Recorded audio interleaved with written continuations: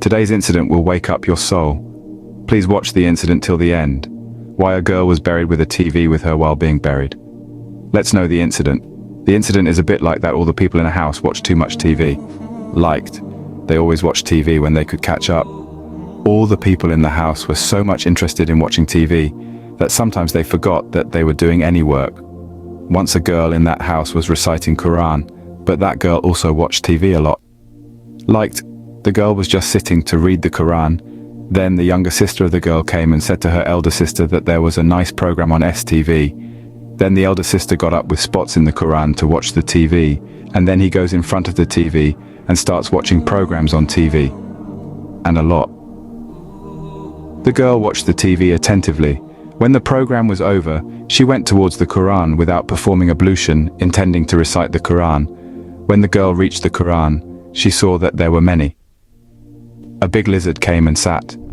I don't know why the lizard was looking very scary, and the lizard was looking at the girl in a very scary way. Then the lizard, without seeing the girl, suddenly jumped on the girl and hit her in the head. Going and catching him, the girl began to scream and cry out of fear, and because of the girl's screams, all the people of the house gathered there and asked what had happened to cause so much shouting when all the people of the house were present. Then they saw a big lizard is holding the girl's forehead.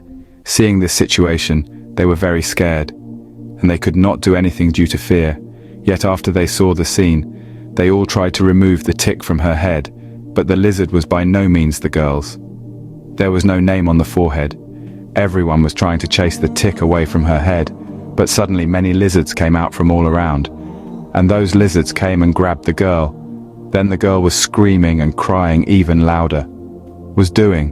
And she was calling everyone in the house for help, and everyone in the house was trying to get rid of the ticks from her body, but no one could get rid of the girl, and the girl died writhing at one point. But after that the lizards don't let go of the girl. The whole house panics, and the lizards get stuck in the girl's body very badly. And then it is very difficult to bathe the girl, because the lizards don't leave the girl's body at all. Nay, for this reason, the people of that house thought that since our daughter had died, she must be bathed and buried, thinking that they met an old man, and pointed out that after seeing all this, the old man.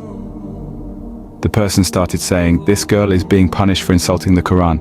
This cruel girl has insulted the Quran for watching TV, and she is being punished for insulting the Quran." Then the old man said one way, and that is, put the TV in front of this girl, because everything from the TV, and beg for forgiveness. And then after watching TV, the lizards ran away, and then the girl was bathed. When the girl was well bathed and shrouded, the lizards came again and caught the girl, and her body pressed together.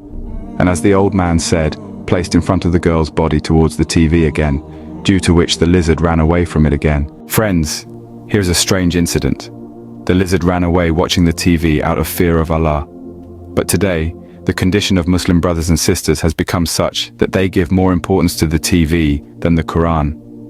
If the sound of the adhan can be heard along with the sound of the current TV, may Allah Almighty forgive us all. Then the TV was taken to the cemetery along with the girl. That girl was lowered into the grave. And when it was time to bury her, the lizards came again and attached themselves to the girl's body. All the people were very surprised by this incident. Finding no other way, they finally buried the girl with the TV. Another heartbreaking incident. Well, let's hear the incident. Once there was a person living in a village. That person was a Muslim, but he did not recite any prayer. Every day he went to his office, did his work, and came back to his house. He had a wife and 2 children. The man lived a good life with a small family. The man's wife was a virtuous woman, and she recited the dhikr of Allah Almighty as she prayed 5 times. The man's wife often asked her husband to pray, to worship Allah Almighty. But her husband did not pay any attention to what his wife said. He always tried to avoid what his wife said. Once Friday came, and that day, the person's wife said that today, on Friday, you should take a bath and go to pray. The man took a bath, as his wife said, and after taking a bath, he sat in the house. Seeing her husband sitting at home, the wife said, "Why are you sitting? Go to pray." The man started saying, "Today I feel very tired. I will go to pray next Friday." His wife told him a lot of things, but he evaded as he did. The man's wife always prayed in prayer that her husband may be blessed by Allah Almighty, shown the right path, and given the permission to perform the 5 daily prayers. On Friday night, when the man and his wife went to sleep, the man had a dream. In the dream, a grave was seen, and in that grave, some people were standing in front of the grave. He was startled when he stepped forward in the dream and looked into the grave, because in that grave was no one but himself lying clothed.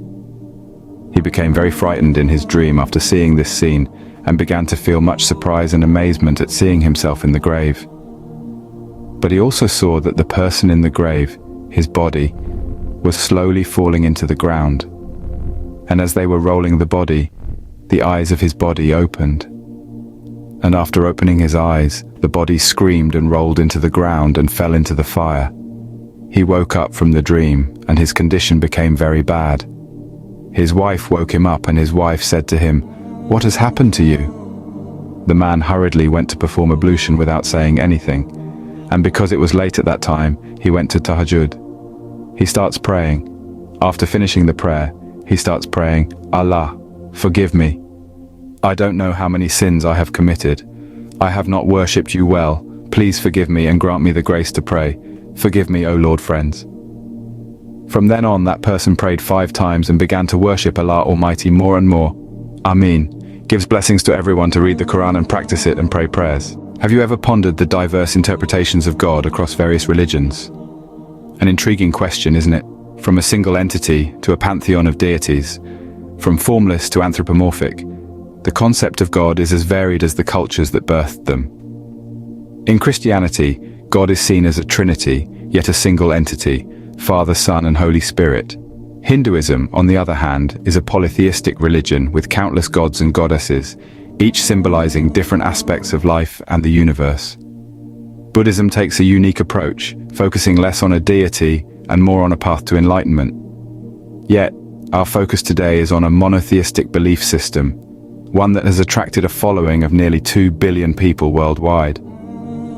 We're talking about Islam, a religion that presents a singular, formless, and omnipotent concept of God, known as Allah. Today, we delve into the Islamic interpretation of God, known as Allah. In the vast realm of Islam, Allah signifies the one and only God. Allah, an Arabic word, is not a name but a designation that encapsulates the concept of monotheistic God in Islam. The belief in Allah's oneness, known as Tawhid, is the bedrock of Islamic faith, a cornerstone that sets it apart from polytheistic beliefs. Now let's delve deeper into the attributes of Allah. Islamic tradition describes Allah as Al-Qadir, the all-powerful, an omnipotent being who holds the reins of the universe. Nothing occurs without his will, and nothing is beyond his reach. He is Al-Alim, the all-knowing, an omniscient entity who is aware of everything, from the flutter of a leaf to the thoughts that cross our minds. He is Al-Hayy, the ever-living, eternally existing, without beginning or end. Allah is also Al-Muhaymin, the guardian, a protective force that oversees all creation. He is Ar-Razak, the provider, who sustains life by bestowing provisions upon his creations. He is Al-Hakam, the judge, who will preside over the day of judgment, weighing our deeds and deciding our fates. The roles Allah plays in Islam are manifold and multifaceted. As a guide, Allah has provided us with the Quran, a divine book of guidance. As a sustainer, he ensures the balance and harmony of the universe, providing for every creature. And as a judge, he embodies the ultimate source of justice, promising recompense for every action. The belief in Allah's uniqueness is a pivotal aspect of Islam. It is not merely about acknowledging his existence, but accepting his sole divinity, denying any partners or associates. This belief is encapsulated in the Shahada, the Islamic proclamation of faith, which asserts there is no God but Allah. In essence, Allah, the sole deity in Islam, embodies an all-encompassing infinite entity that guides, sustains, and judges. He is a divine presence that permeates every aspect of a Muslim's life, from the mundane to the spiritual, from the cradle to the grave, and beyond, into the eternal. In this brief journey, we have explored the concept of Allah in Islam. We've delved into the divine intricacies, understanding that Allah, the God of Islam, is believed to be omnipotent, omniscient, and merciful. We've dissected the belief that Allah is the creator, the sustainer, and the most compassionate, yet also the master of the day of judgment. We've discussed the significance of the Shahada, the Islamic testimony of faith, which encapsulates the monotheistic essence of Islam. There is no deity but Allah. We've touched upon the 99 names of Allah, each representing a distinct attribute, yet all collectively expressing the incomprehensible complexity of God. Through understanding Allah, we've seen a glimpse of the vast tapestry of beliefs that shape the Islamic faith. We've seen how Allah, as the center of this faith, is more than a divine figure. He is the embodiment of unity, mercy, and justice. In the end, understanding Allah is about understanding Islam's core, the belief in one all-encompassing God.